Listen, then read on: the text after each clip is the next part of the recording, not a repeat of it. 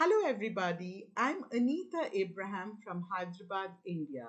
For the last 25 years, my experience of teaching speaking to Indian students has taught me that we must, as English teachers, focus on certain strategies to ensure that our students develop both accuracy and fluency in speaking the English language. So there are certain strategies that we must enforce in our classes, and some of them would include focusing on both fluency and accuracy, motivating the students by including their goals and interests in the activities that we design for our speaking skills classes.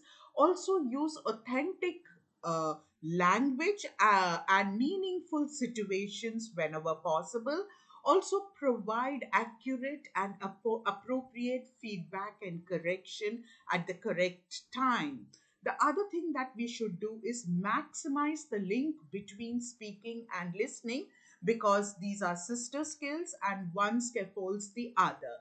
And also, we must give ample opportunities for our students to use the language in the classroom, and also develop the various speaking strategies that we have learned as ESL teachers. We need to employ them in the classroom and equip our students with the necessary scaffolding that they require to use the language in real life situations.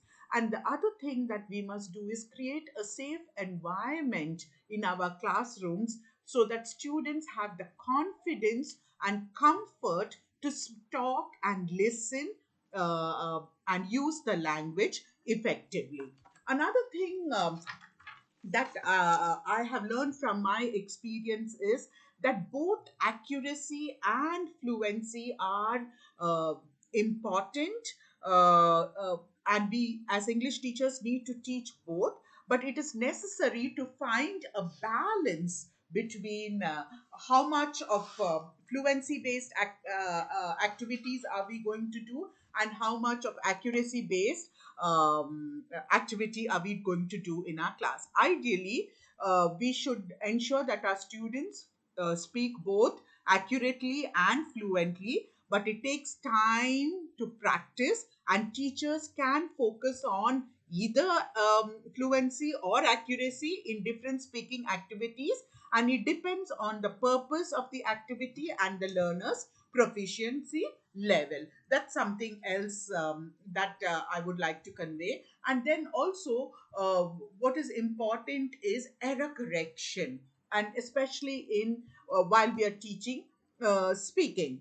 And it is an integral part of the teaching learning progress, and it is important for teachers to make good decisions on what, when, and how to correct the errors to be able to best assist our learners in acquiring speaking skills. So there are various techniques that we could use to ensure that error corrections happen.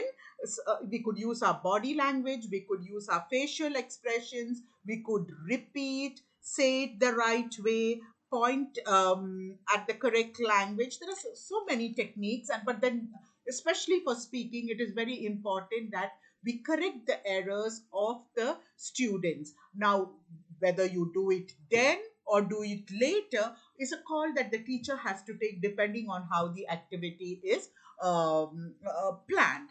And then classroom participation is an effective way to engage the students and help them in developing their speaking and listening skills. And we need to maximize classroom participation.